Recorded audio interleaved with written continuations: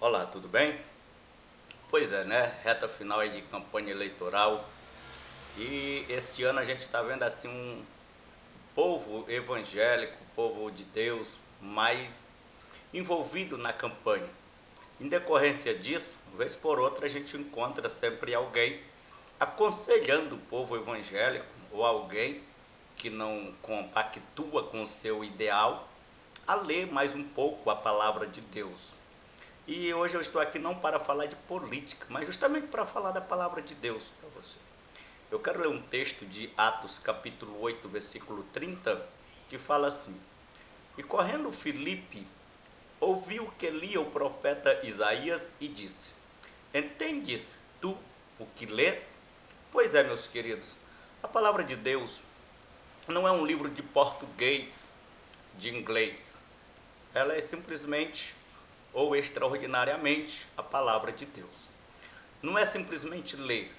Além de ter uma vida de oração, de jejum, de consagração, de adoração a Deus, para que você possa também buscar compreender melhor um livro que é um livro único, mas que também está subdividido em 66 livros, de Gênesis a Apocalipse, pois assim a Bíblia se divide. Está também dividido em Antigo e Novo Testamento, e muitas pessoas que mandam a gente ler a Bíblia porque a gente é evangélico, está se envolvendo na política, eles nem sabem quantos livros o Antigo Testamento tem. Então são 39 livros no Antigo Testamento, 27 livros no Novo Testamento. O Antigo Testamento se divide assim. Os primeiros 5 livros são chamados Pentateucos, que foram escritos por Moisés. Depois nós vemos os livros históricos, que são 12, e que se inclui aí de Josué até o livro de Esther. Depois nós temos 5 livros poéticos, que vai de Jó, Salmos, Provérbios, Eclesiastes, Cantares de Salomão. Depois nós temos os livros proféticos, e os proféticos se dividem em profetas maiores e profetas menores. Profetas maiores são 5, que são maior não por uma questão de acepção de pessoas com os demais profetas, mas pelo volume que eles escreveram, né? Que escreveram textos maiores. E os 12 profetas menores. Então, livros proféticos são 17, 12 profetas menores e 5 profetas maiores. O Antigo Testamento é dividido, essa divisão não tinha antigamente, né, lá nos originais bíblicos, mas com o tempo foi aqui dividido em capítulos e em versículos. O Antigo Testamento e o Novo Testamento também. O Antigo Testamento com 929 capítulos, o Antigo e o Novo Testamento com 260.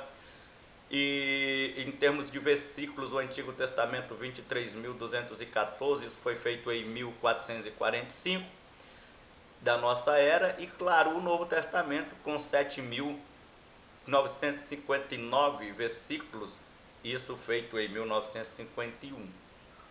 O Novo Testamento também é subdividido em evangelhos, que são os 4 primeiros livros do Novo Testamento.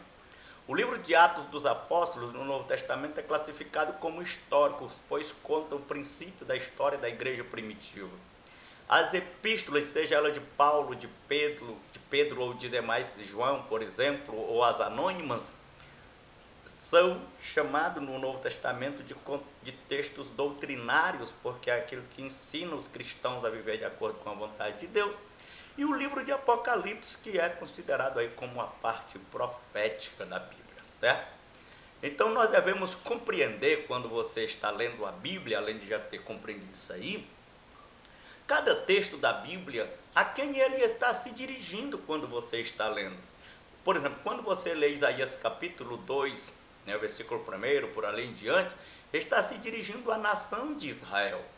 Quando você lê Atos capítulo 1, versículo 8, está se dirigindo para a igreja do Senhor, para o povo de Deus. Quando você lê Mateus capítulo 25, versículo 34, por ali, está se dirigindo às nações. Então é necessário que você compreenda se o texto que você está lendo, a quem ele se dirige. Então, irmão, quer dizer que esse texto se dirige a Israel, ele não tem nada a ver comigo?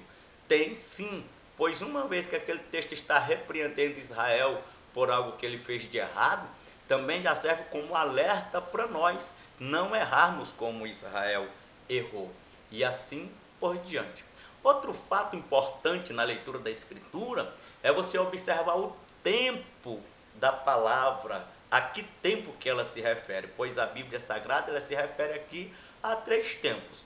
Quando eu leio Isaías capítulo 9, versículo de número 6, está se falando aqui do menino que ia nascer, e esse texto está no passado, ele já se cumpriu, esse menino não vai mais nascer, ele já nasceu. Quando eu leio Mateus capítulo 24, versículo 6, ele está falando do presente que nós estamos vivendo, o princípio das dores. Mas quando eu leio Zacarias capítulo 14, versículo 16 em diante, depois você confere essas referências todas aí. Aí sim está se falando do futuro. Então você tem que compreender isso. Está se falando aqui do milênio. Então você tem que compreender isso. Os tempos da Escritura, o texto já se cumpriu, está se cumprindo, vai se cumprir ainda, viu? Para que você possa ter uma melhor noção. Outra coisa de que a Bíblia fala é de julgamento. E você tem que entender a qual julgamento o texto se refere. Por exemplo, quando nós lemos 2 Coríntios capítulo de número 5, versículo 10, por ali, está se falando do julgamento do tribunal de Cristo, que é o julgamento da igreja após o arrebatamento para julgar as suas obras. Mas aí tem outros textos na Bíblia, lá em Mateus também, que fala sobre o julgamento das nações, sobre aquelas nações que vão participar do milênio ou não, né? Então a gente tem que compreender esse julgamento. E quando a gente lê lá Apocalipse, lá no final do capítulo 20, me parece, do Apocalipse, aí lá está se falando do julgamento, do juízo final. Então a Bíblia fala do julgamento da igreja, para receber o galardão pelas suas obras, o julgamento das nações para ver quem vai participar do milênio, e a Bíblia fala do julgamento de todos os mortos de todos os tempos que irão ser ressuscitados para receber segundo as suas obras. Outra coisa que você deve entender é a linguagem da Bíblia, pois a Bíblia tem a linguagem literal, a linguagem figurada e a linguagem simbólica. Linguagem literal, no capítulo 6 de Josué, fala sobre a queda de Jericó. Ali é um fato literal que aconteceu. Mas, por exemplo, quando você lê João capítulo 10, versículo 9, aí Jesus está dizendo, eu sou a porta. Mas Jesus não é uma porta, não tem uma maçaneta, não tem um ferrolho. Então, logo é um sentido figurado. Porta é o que? É uma entrada por onde você passa. Jesus está dizendo que ele é a porta de entrada para a salvação, para o céu, enfim. E tem também a leitura simbólica, quando você lê capítulo de número 13 do Apocalipse, sobre a besta que subiu do mar, ali está se falando de uma simbologia. Outra coisa que você deve também estar atento é sobre a importância das versões de Bíblia. Isaías capítulo de número 1, versículo de número 18, fala assim, numa versão, os seus pecados sejam vermelhos, embora os seus pecados sejam vermelhos como a escarlate, eles se tornarão brancos como a neve, embora sejam rubros como a púrpura, como a lã se tornarão. Outro texto, os seus pecados os deixaram manchados de vermelho, o mesmo texto em versões diferentes, manchados de vermelho escuro, mas eu os lavarei, e vocês ficarão brancos como a neve, brancos como a lã. Outro, por mais fundas e feias que sejam as manchas dos pecados de que vocês cometeram, eu posso limpar essas manchas completamente. Vocês ficarão limpos e brancos como a neve que acabou de cair.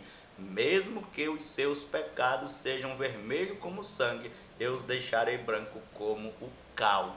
Veja bem, são versões diferentes, mas o texto é o mesmo para facilitar a tua compreensão, certo? É isso aí. Então, vamos ficando por aqui, né, e vamos procurar ler mais um pouco da palavra de Deus e, claro, um alerta também. Vamos deixar de brincar com a palavra do Senhor, tá certo? Então, que o Senhor possa nos abençoar, que o Senhor possa nos guardar no seu amor e na sua graça para sempre.